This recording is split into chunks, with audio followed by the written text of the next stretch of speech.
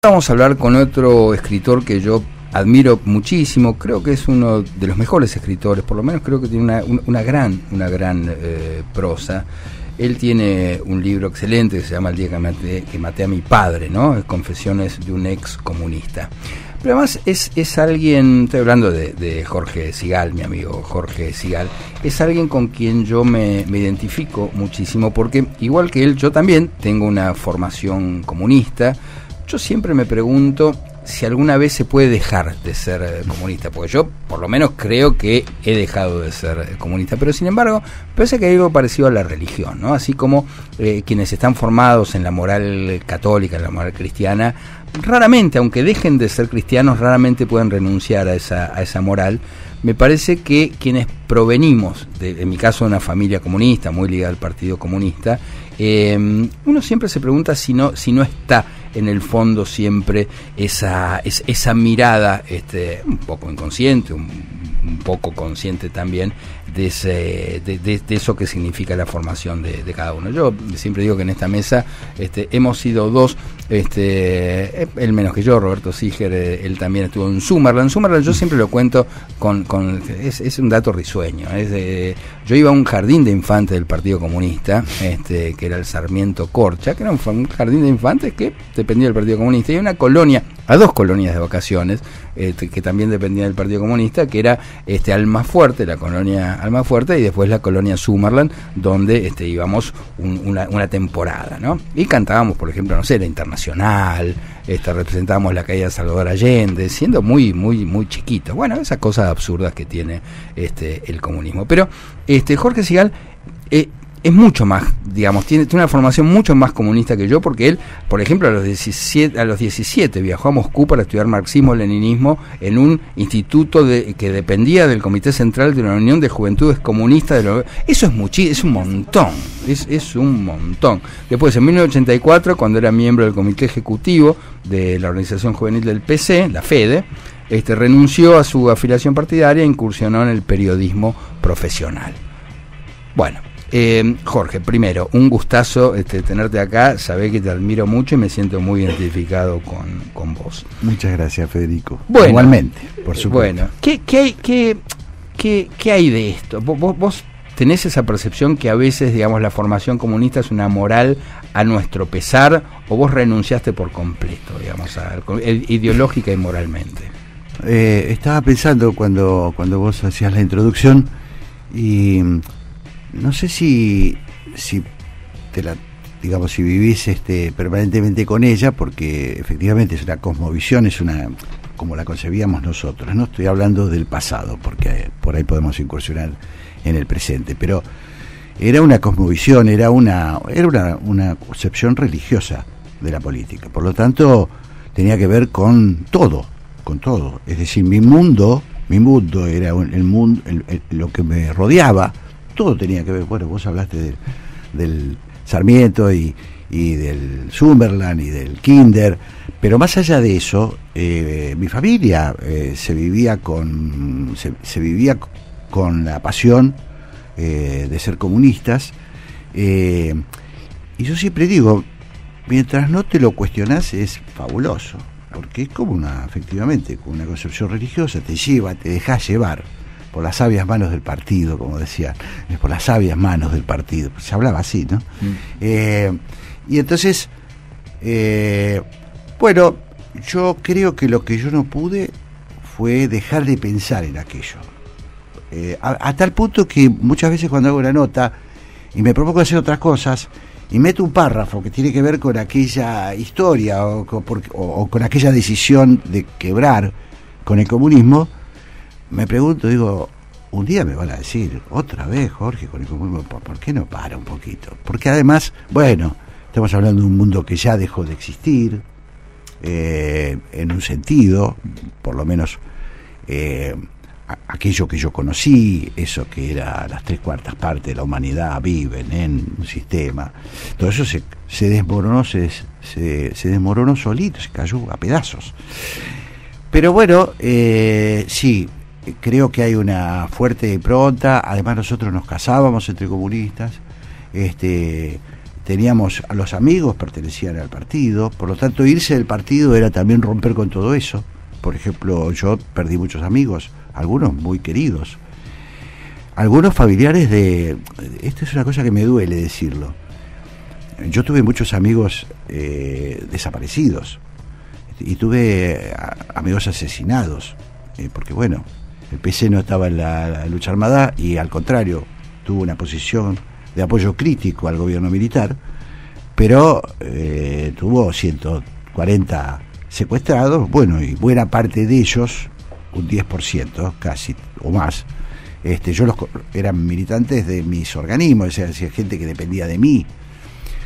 O sea que la decisión es muy fuerte, porque además implica cosas emocionales de este tipo, ¿no? Claro. Entonces, la esposa de un amigo muerto, asesinado, me llamó el día que se enteró que yo había renunciado al partido, y me dijo: no quiero verte nunca más. Y no vi nunca más a la mujer de mi amigo asesinado y a sus hijos, que eran como sobrinos, más que sobrinos, porque además o sea que sí, es una mezcla rara. Por eso el título del libro en realidad me lo dio Patricio Echegaray, que era el secretario general de la Juventud Comunista, cuando yo renuncio al partido, porque que tengo una escena que yo la cuento en el libro con él, muy tremenda, porque por momentos parecía que me iba a cagar a trompadas, y por momentos lloraba y me abrazaba y después me empujaba. Patricio Echegaray, que hay que decirlo, en su momento se parecía mucho a Stalin físicamente. No, bueno, no sé. Sí, claro, sí, con ese bigote. Bueno, grandote, sí. Un tipo, sí. había sido boxeador, claro. Y yo había trabajado mucho con él, y él de alguna manera fue notando, y me lo dijo. Patricio Echegaray, digamos, terminó siendo secretario general del Partido Comunista Argentino, de lo que quedó del Partido Comunista residual, y se murió joven. Pero bueno, yo había sido uno de sus discípulos, él era muy perceptivo, entonces había notado que yo me estaba distanciando, porque yo cuando pasa el día, me tengo que tirar ahora, porque el paracaídas, no, me tengo que tirar ahora. Y no me tiraba, y porque es una decisión tremenda de vida, ¿no? Claro. En el nivel que yo había llegado, que era un nivel alto, y él, muy perceptivo, me había dicho: vos sos el futuro número 1.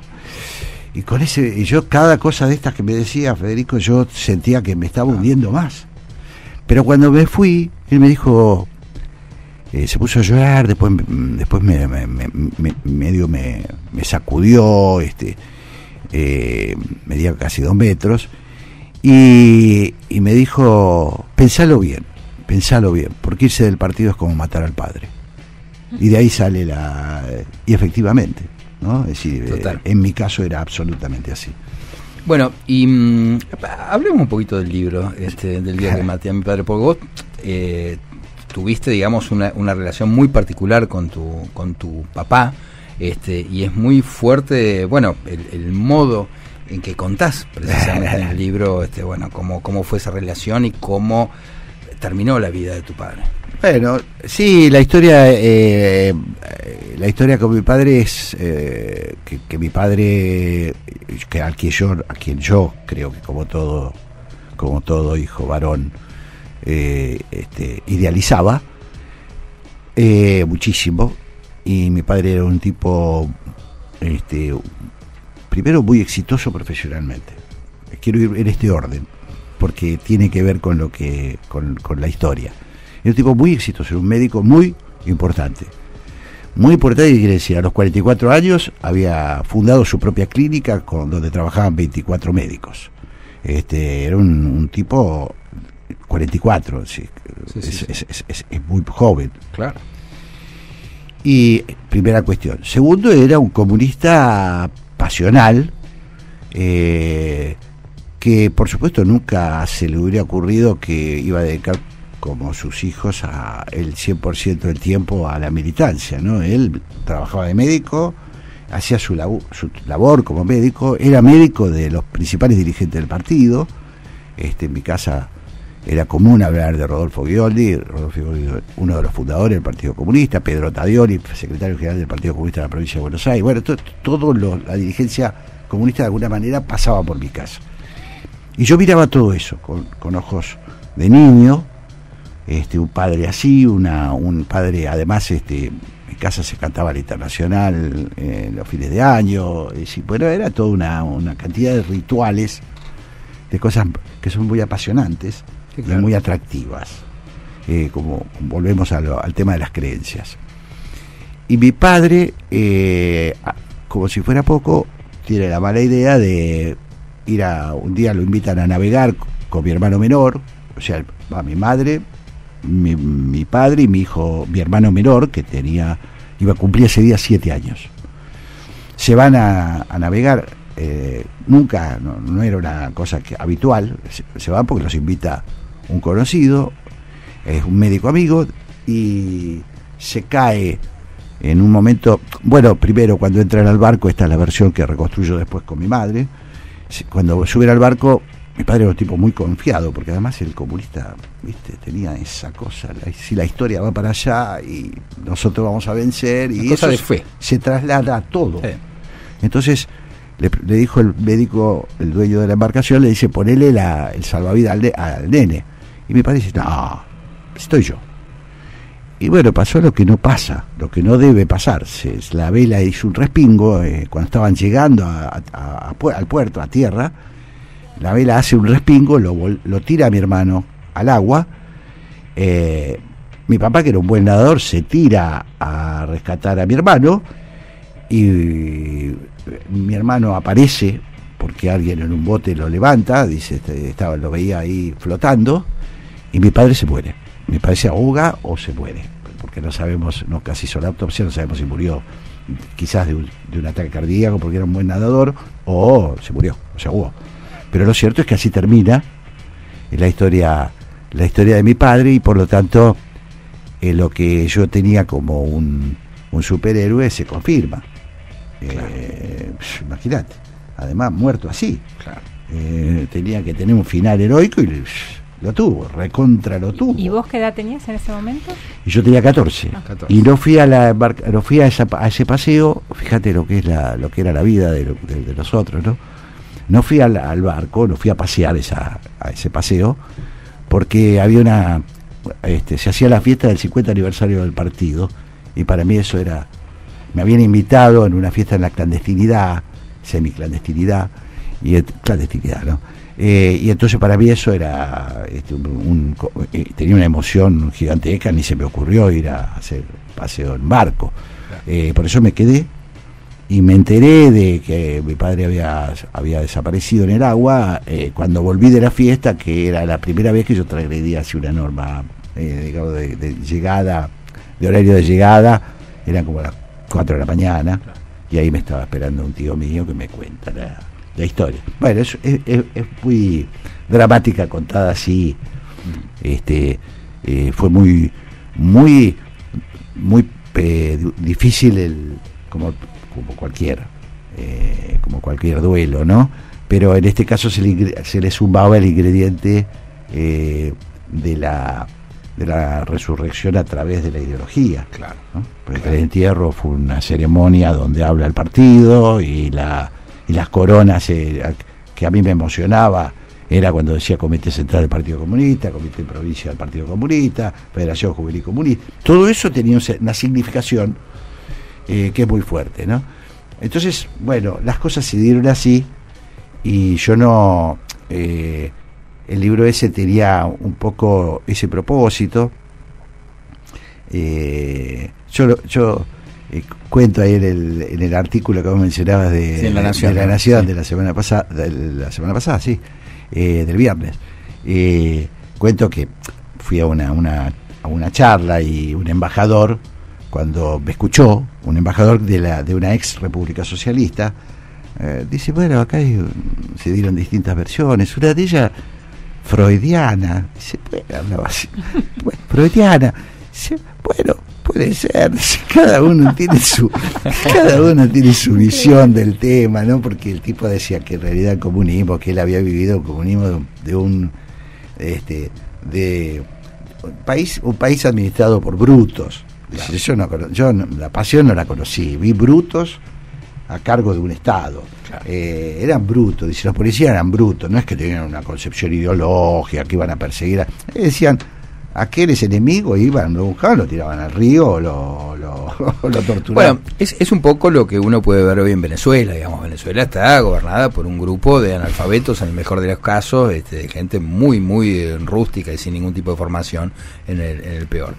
Ahora, ¿por qué sigue suscitando esa pasión, sobre todo en los jóvenes, ¿no? Para mí es un enigma, cómo... primero, yo siempre me preguntaba en qué momento, cosa que tu artículo en La Nación me lo responde, siempre me preguntaba en qué momento la cultura empezó a ser algo perteneciente al comunismo, a la izquierda, siendo que tradicionalmente la cultura era completamente diferente. La cultura, digo, para hacerlo en términos de hoy, era algo mucho más cercano a la derecha, que era algo mucho más elitista, si se quiere. Pero ahí muy inteligentemente, vos lo decís, Lenin vio la importancia de los intelectuales, y vos lo decís en la nota, como la voz de los poetas, la voz de los cantantes, digamos, tienen un poder, una fuerza que probablemente la política no tenga.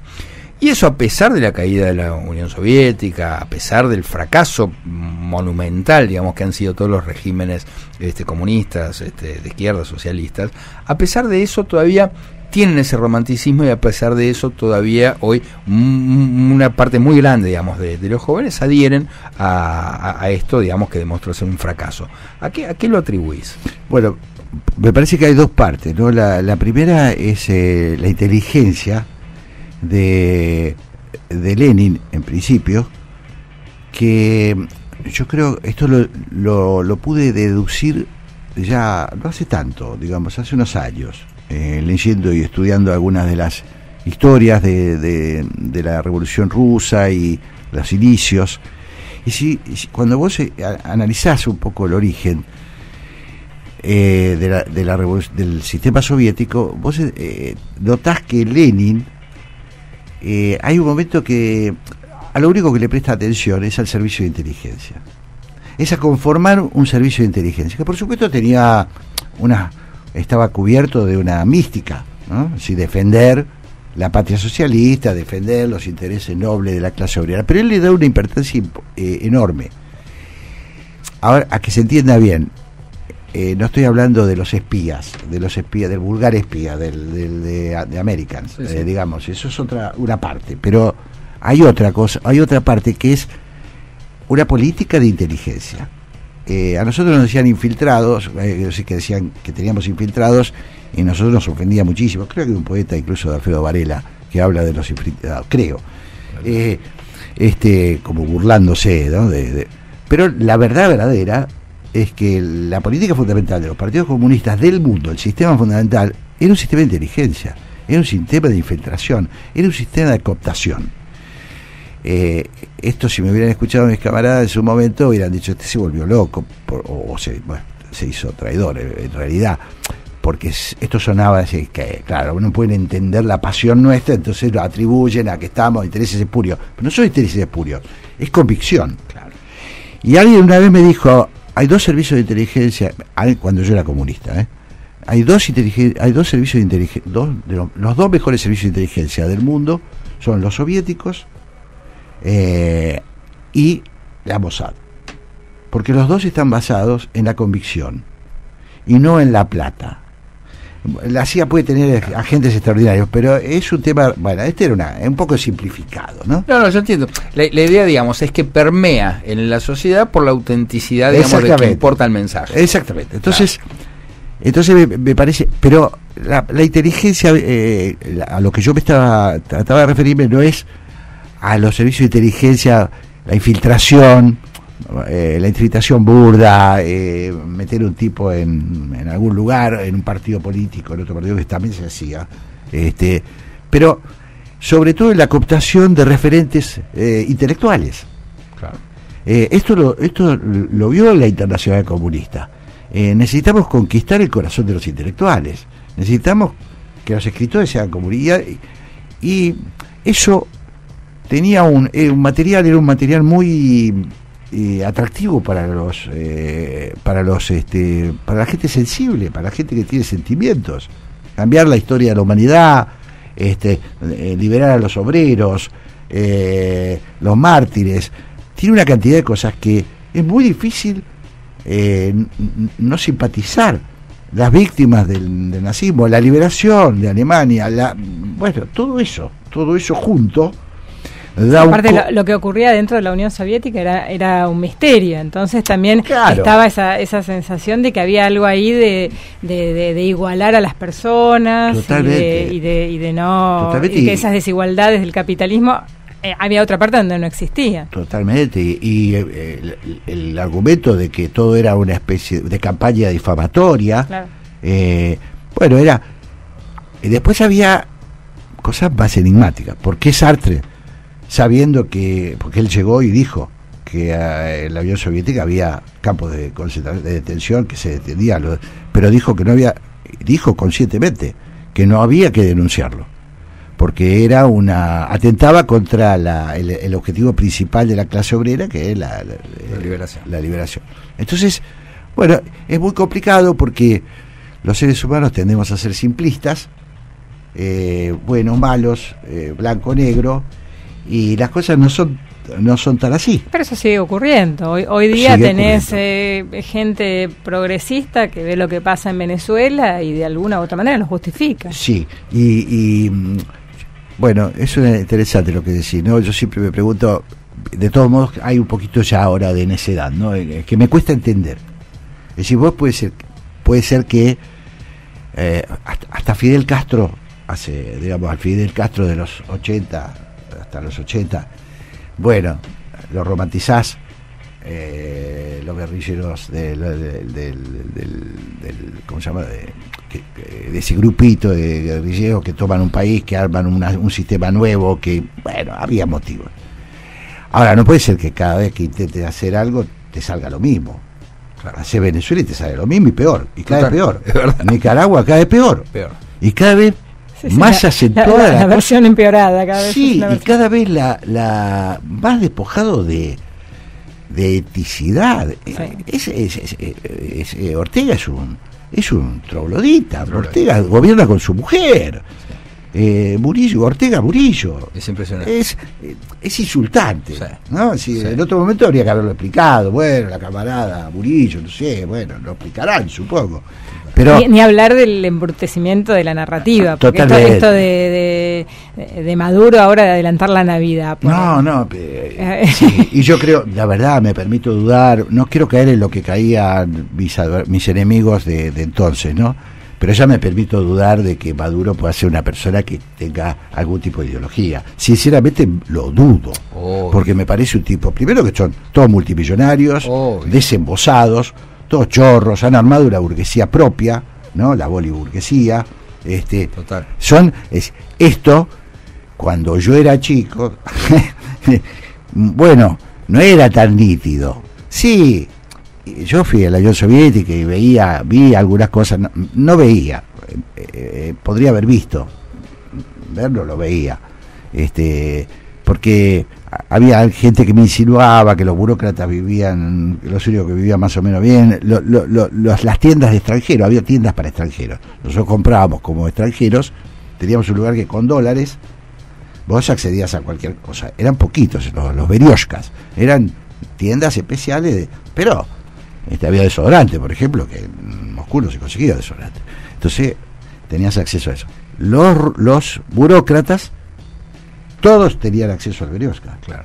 Entonces la sociedad sin clase ¿no? Es decir, ¿Y después volviste a Rusia después de caído el...? Sí, volví en el año 95 como periodista, la casualidad de la historia, fui a acompañar al canciller de entonces, a Guido Di Tella, que hizo una gira, y me tocó estar ahí en la caída, todavía muy fresquita. Muy fresco y muy horroroso.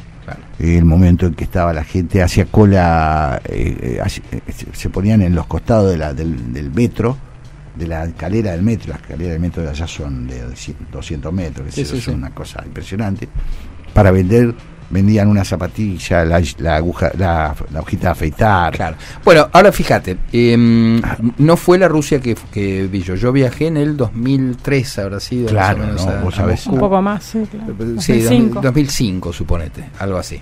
Yo viajé a la Feria del Libro, viajé a presentar 2 libros habían publicado, sí. Y me encontré con una Moscú, pero impresionante, opulenta, como diría Alberto, ¿no? Es decir, vos tenías la avenida que conduce al Kremlin, llena de concesionarias de autos. Tenías una concesionaria de Rolls Royce, una de Jaguar, una de Mercedes-Benz, la avenida Gorky. Sí, una cosa impresionante, digamos, en muy pocas cuadras, y veías una ciudad muy muy hermosa, por cierto, pues muy muy muy linda, Moscú. Y veías un sentimiento nacional muy fuerte. Ya estaba Putin, eran los primeros tiempos de Putin.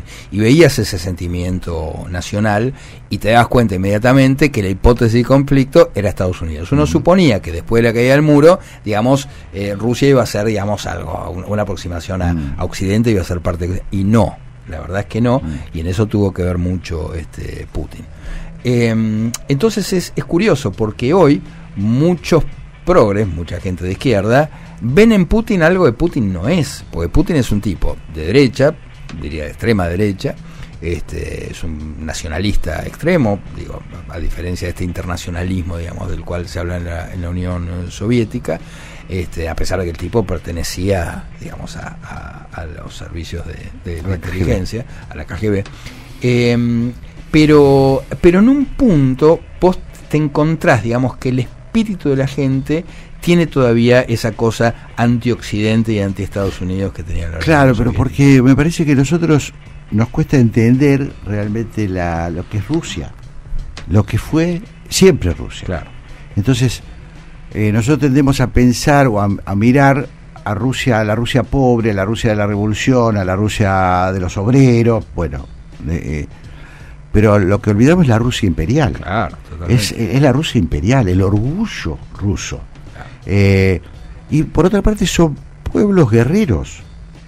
Los rusos están acostumbrados, no han tenido paz casi nunca. Entonces, la mirada nuestra es un poco, me parece, inocente, es un poco simplista, bueno, y además distorsionada por los años de la revolución, ¿no? Donde se proclamaba eso, de que Rusia era la patria de los trabajadores. Bueno, claro. Y uno asocia al trabajador con humildad. Son cosas que uno inventa. Totalmente. Pero el pueblo ruso, un pueblo muy orgulloso. Yo no me sorprende. La verdad que sí, claro, dicho ahora es fácil, ¿no? ¿Por qué Putin? Es muy coherente. Tenía que surgir, él lo entendió bien, tenía que surgir un líder que le diga: yo los llevo. Ustedes son la patria amada. Claro, devolverles devolverles el orgullo. Estaban, bueno, además es el resultante de haber sufrido, la mayor humillación que habrá sufrido Rusia en la historia. Creo que ni la invasión nazi, porque terminó victoriosamente, o las invasiones que han sufrido, ni Napoleón. Digo, no hay nada en la historia que haya sido como ese descongelamiento, esa cosa que se derritió. Total. Que se derritió. Que un día para el otro. Hay un libro reciente, bastante reciente, que de un soviético que vive en Estados Unidos, que se titula Creíamos que era para siempre hasta que dejó de existir, el título. Y es una interesantísimo estudio sobre las generaciones soviéticas que yo conocí. Claro. Y el tipo explica cómo se habían acostumbrado a vivir con la idea de que eso era era lo que les tocó. Total. Pero no iba a caer nunca. Claro. Estamos hablando con Jorge Cigala, apasionante la mirada de Jorge sobre su propia persona y sobre su propio pasado y sobre su propia historia proyectada en el presente. Y hablando del presente, ¿cómo ves el presente, en principio, de la Argentina? Después te voy a preguntar por el presente más global. ¿Cómo ves? ¿Qué estamos viviendo? ¿Qué estás viendo? Bueno, es una pregunta difícil de responder para mí, ¿no? Estoy en estado todavía de cierta cautela en lo personal, porque como le pasó a mucha gente, el fenómeno Milei me sorprendió. Es decir, eso no quiere decir, eso no habla bien de un periodista. Me sorprendió, quiere decir, no la vi venir, pero no a Milei, porque lo de Milei sería, bueno, charlémoslo, ¿no? No vi venir el cambio profundo que estaba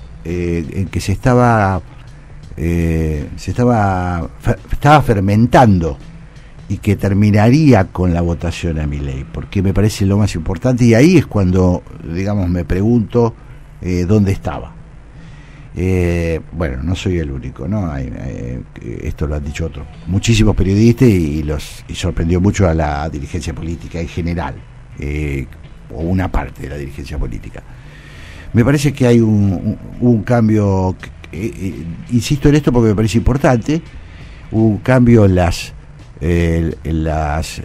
subterráneo, esto que se dice la incursión de los jóvenes, que por primera vez que tienen detectado los estudiosos de la sociedad, convencen a sus padres de cómo tienen que votar. Así que el padre decía, voy a votar, no papá, no tenés que votar, estás equivocado, ya fracasaste vos.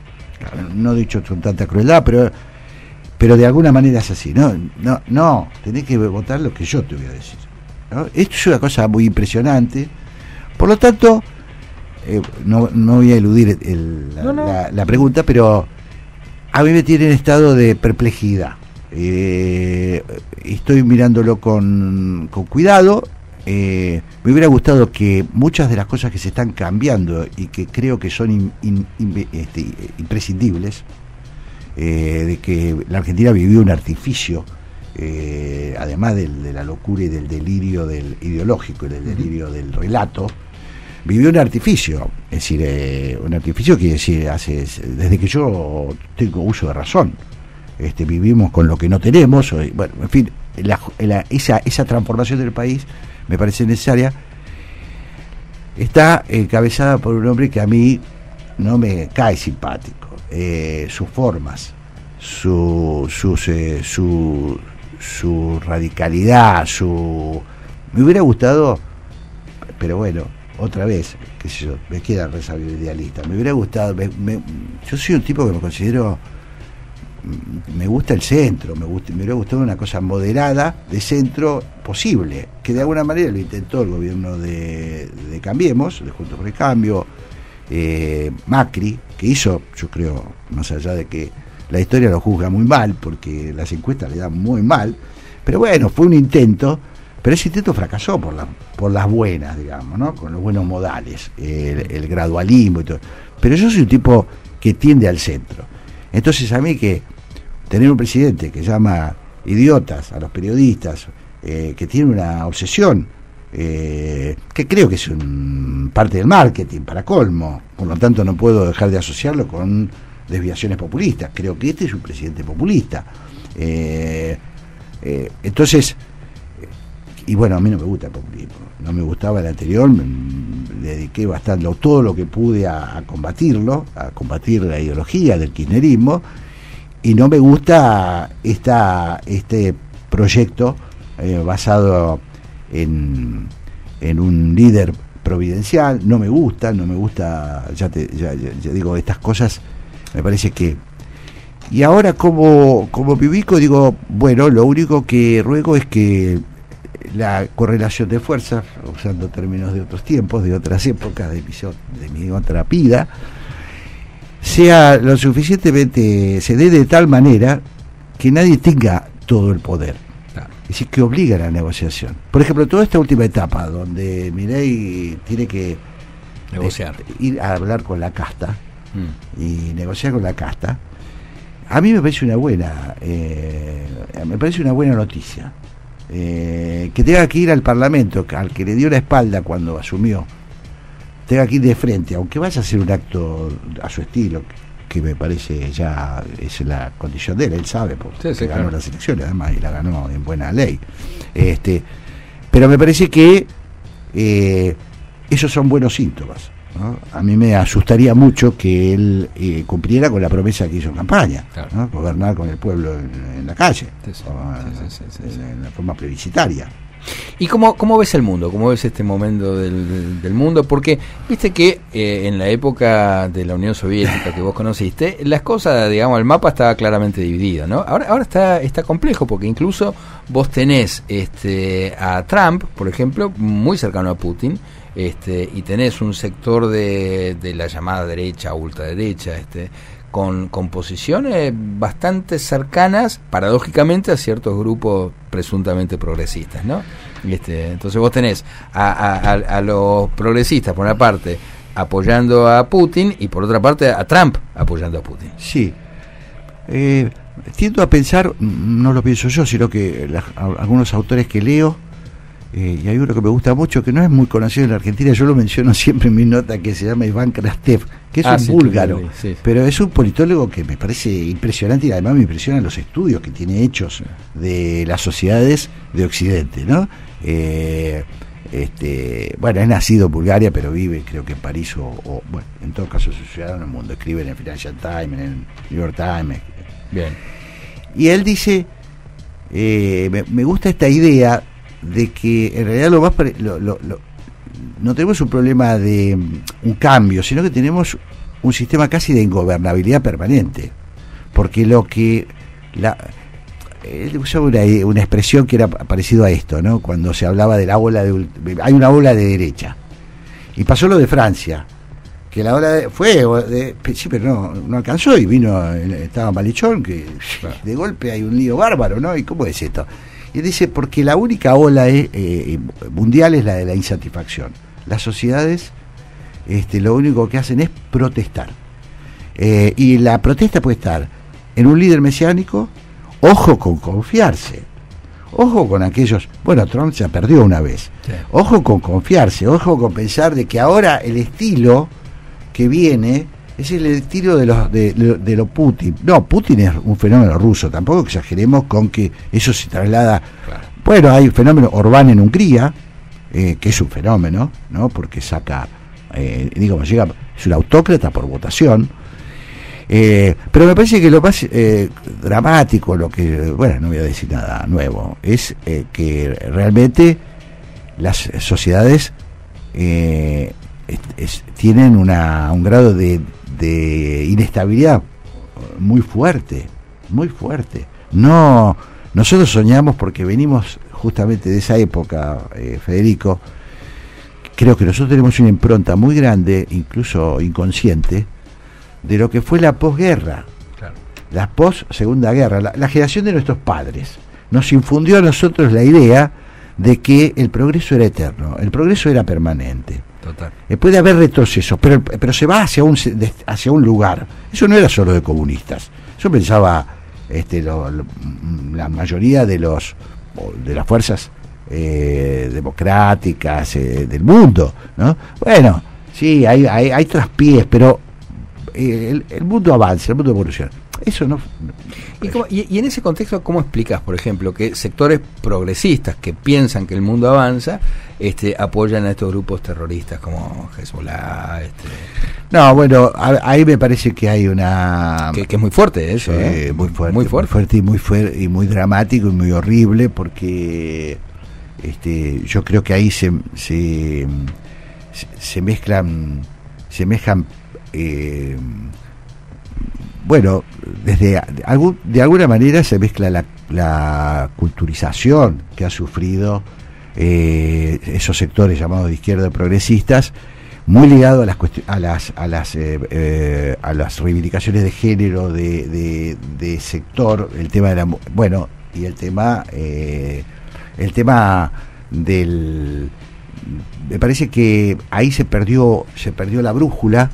La degradación de la clase obrera, la inexistencia ya prácticamente de la clase obrera, que era el sujeto social de la revolución, que era lo que yo pensaba en mi época, eso no existe más. Eso hace que los sectores progresistas se han volcado a otro tipo de cuestiones, y ahí se mezcla la profunda penetración del islamismo radical en Europa, en los Estados Unidos, que me parece una cuestión gravísima, uno de los problemas más graves que tiene hoy el mundo, ¿no? Jorge, vos sabés que nos quedamos sin tiempo, se pasó volando. ¿Estás escribiendo? ¿Estás escribiendo algo? Siempre estoy escribiendo algo, pero no quiere decir que vaya a publicar. ¿Novela, ensayo? No. Tengo unos proyectos ahí que van, pero bueno. Esperamos. De difícil publicación. Esperamos ansiosos. Che, venite otro día, porque somos vecinos además. Jorge Sigal con Santiago Kovadlov tiene un programa en Radio Ciudad. ¿Estás qué día? Centro Cultural. El domingo es a la mañana, de 12 a 14. De 12 a 14 los domingos, y el programa se llama Haciendo Pie.